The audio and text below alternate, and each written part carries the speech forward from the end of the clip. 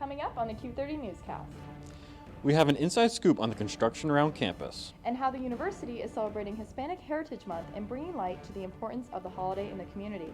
And a look at the results from the latest Student Government Association election. All that and more on the Q30 Newscast.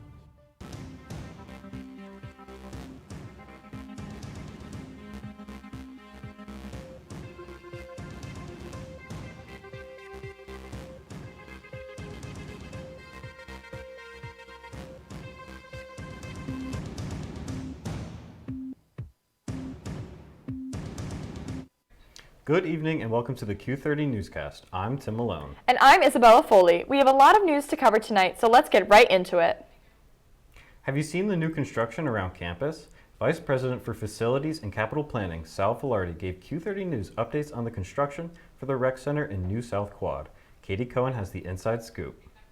Construction at Quinnipiac University continues this semester as the Recreation and Wellness Center gets completed.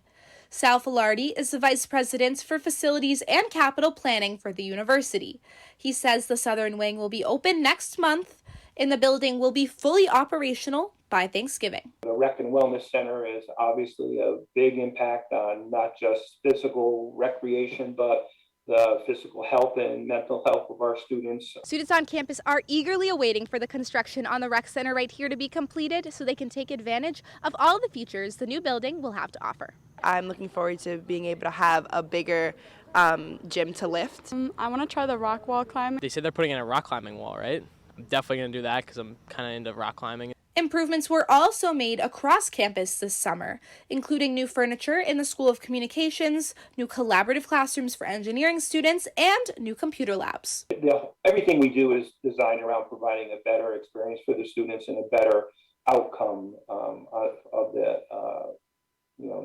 not just the education process, but the entire educational experience. The three-step process to begin building the new quad began last week with a planning and zoning meeting. It is expected to be completed during the 2024-2025 school year. Until then, students may experience some disruptions on campus. So there's going to be inconvenience for folks on campus for the next couple of years, and we're hoping that people remember the end game and don't get too upset with the inconvenience. For Q30 News, I'm Katie Cohen.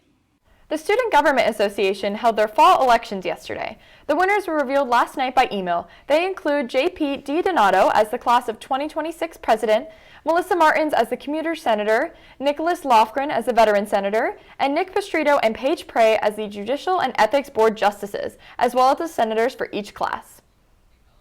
Bobcat Weekend came to a close this past Sunday, where families and alumni were invited to Quinnipiac for a series of on-campus events. The festivities lasted for 3 days. Several student organizations planned activities for all of the attendees to celebrate their connection to the school. Some of these included trivia, crafts, and bingo for all the visitors to enjoy. Author Monica Guzman visited Quinnipiac Monday evening for a moderated discussion based on her book, I Never Thought of It That Way. This discussion kicks off a series of critical conversations with Don Sawyer, the Vice President for Equity, Inclusion, and Leadership Development, as well as the entire Quinnipiac community. Monica shared the importance of being open-minded and honest in our daily lives. But to quote one of my favorite authors, Valerie Kaur, anger is a force that protects that which is loved. So even with anger, we can be curious about what's being protected. And if we can do that work of trying to understand people, build enough trust so that we can hear their stories and then share those stories out with the world, we're going to be okay.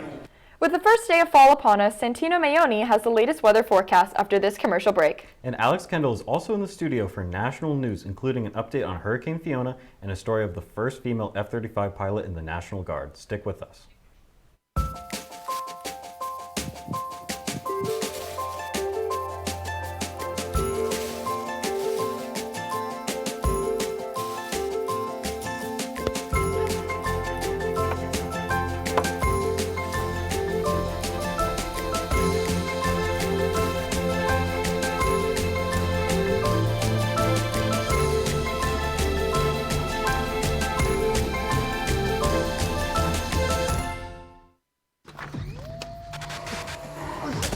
Multiple studies have shown that marijuana can slow both driver reaction and response time, which can be really dangerous. He's here. He's here. Wait. What? I can't drive. What? My. Oh.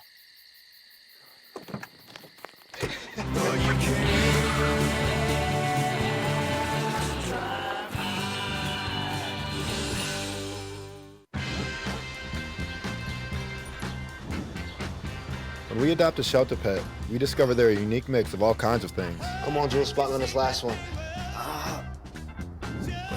There it is.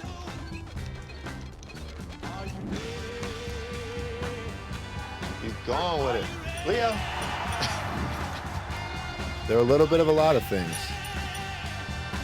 but they're all pure love. Welcome back to the Q30 Newscast. So Tim, I have to know, do you think it's sweater weather yet? I don't really know, but the one with all the answers is right here in the studio, and that is Q30's own Santino Maione. Tino, take it away.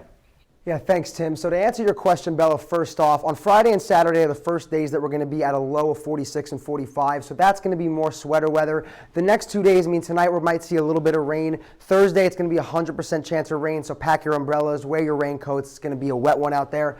Going into Sunday and Monday and Tuesday, and next week, it's going to be highs of 72, 71, and 70, partly cloudy, maybe a little bit of rain on Monday. Going to be in the lows of, high 40s, then maybe into the high 50s and the mid 50s. Overall, it's looking like a pretty good week. Sweater weather is on the way, but back to you guys at the desk. Olivia Cattell has the latest news on celebrations of Hispanic Heritage Month around Quinnipiac. She spoke with people around the Bobcat community about why this month is so important on campus. September 15th marks the beginning of Hispanic Heritage Month, a month-long celebration which is observed until October 15th. At Quinnipiac, the Latino Cultural Society is hosting events all month to highlight the community and engage students, including a festival on the quad to kick off the month. The organization's vice president, Genesis Paulino, explained that having spaces for Black and Indigenous people of color is crucial for students to feel welcome and come together on campus. Having these orgs on campus is not just a representation of people on campus, but it's a larger image of what the world actually looks like. And it's much more diverse than maybe a predominantly white institution that is QU. Highlighting the month and the students' presence on campus is also necessary to reaffirm that they are seen, heard, and that they matter, according to Vice President for Equity and Inclusion, Don Sawyer. One of the reasons why we celebrate it here is to give students an opportunity to share a bit of themselves. One of the instances when we talk about diversity, equity, and inclusion is having people feel that they are a part of this community. And so with Hispanic and Latinx Heritage Month, what this does is it broadens other people's worldview. The month also honors the diverse Hispanic culture and history which spans centuries. I think that's a huge reason why at least 1 month of a year there should be a mention of Hispanic cultures in the U.S. It's a contribution that goes back to before the founding of this country and continues very strong to this day. And I think, as I said, a huge melting pot, not only within the U.S. populations, but also within the Latin American populations in this country. The things that are coming out, they're just amazing.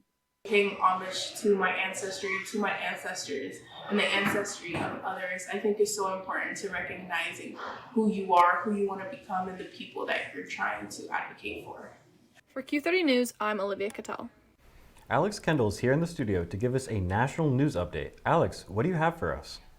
Thanks, guys. There's been a lot happening this week for national news, so let's get straight into it.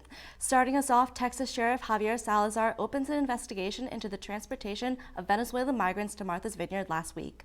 Last Wednesday, roughly 15 Venezuelan migrants were dropped off at Martha's Vineyard in Massachusetts after being promised aid packages in the form of housing, jobs, and more. Governor Ron DeSantis and Texas Governor Greg Abbott took credit for the political stunt, claiming it to be a relocation program. In addition, 3 of the Venezuelan migrants have filed a lawsuit against DeSantis and other Florida officials on Tuesday.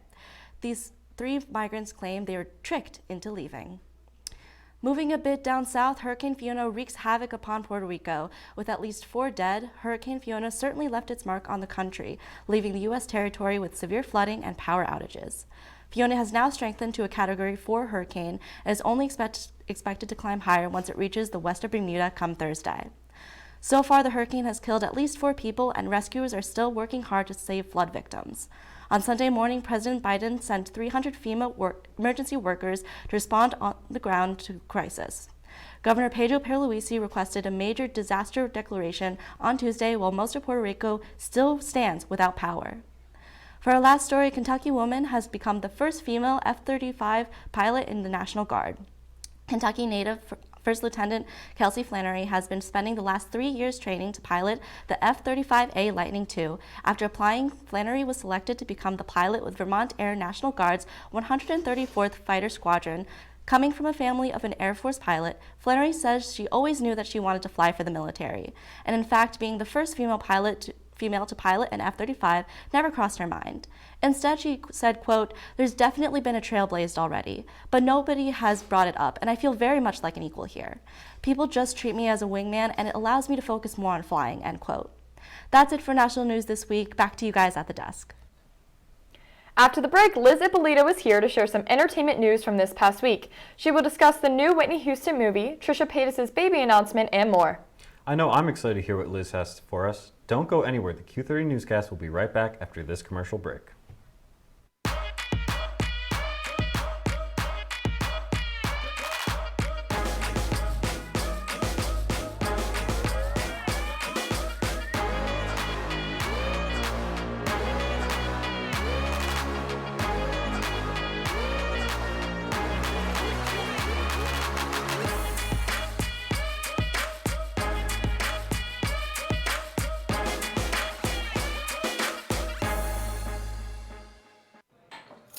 What do you think you're doing, Kevin? Was just gonna drive home. There are several warning signs present that you shouldn't be driving. Like hearing voices? Like your text-to-emoji ratio? Oh man, the selfies. Selfie, nailed it. We all have warning signs that let us know that we're probably not okay to drive. Mine is pretending to be your subconscious. Craig, come on man, let's split a ride home.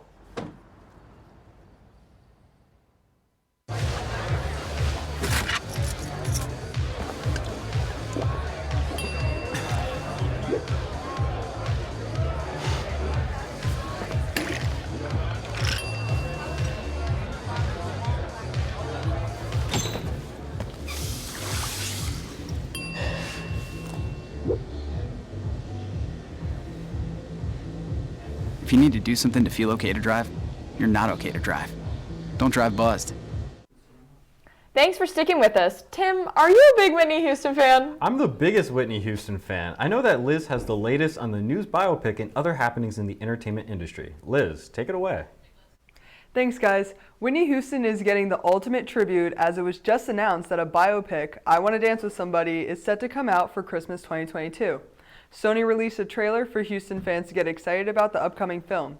The film will include memorable moments in Houston's life, including her first time performing on stage, meeting longtime manager Clive Davis, marrying Bobby Brown, and her iconic performance of the Star-Spangled Banner. However, though the movie highlights most of Houston's life, there will be no mention of her addiction struggles. Fans can get excited for Christmas 2022 to see this highly anticipated film. Moving on, TikTok and YouTube star Trisha Paytas can usually be found in the spotlight for her controversial behavior, but this week she can be found in the news for other reasons. On Thursday, September 15th, Paytas gave birth to her first child, Malibu Barbie Paytas Hackman, despite Paytas pranking fans by telling them she had gone into labor on September 8th and named her daughter Elizabeth. This sparked controversy because that was the same time as Queen Elizabeth II's passing. In the past, Paytas has been very open on her struggles to get pregnant, but fans are so excited for the Paytas-Hackman family. Lastly, Lady Gaga announced that she will be playing opposite Joaquin Phoenix as Harley Quinn in Joker 2. Lady Gaga took to Twitter to share a quick teaser of her new role in the film. The teaser gave fans more crucial information by confirming the release date for October 10, 2024. The teaser also confirmed that the film will be a musical. The teaser is a nod to Gaga's past collaborations with Tony Bennett. Lady Gaga is the second person to play a live-action Harley Quinn after Margot Robbie, and fans hope Gaga gives justice to the unique role. That's all I have for entertainment news. Back to you guys at the desk. Thanks, Liz, for that entertainment report, and thank you for joining us tonight on the Q30 Newscast. Be sure to keep up with all of our content on Q30TV.com or download the Q30 TV app. And follow us on Twitter at Q30 News for all of the Quinnipiac updates. I'm Isabella Foley. And I'm Tim Malone. For the producers and everyone else behind the scenes, thank you and good night, Bobcats.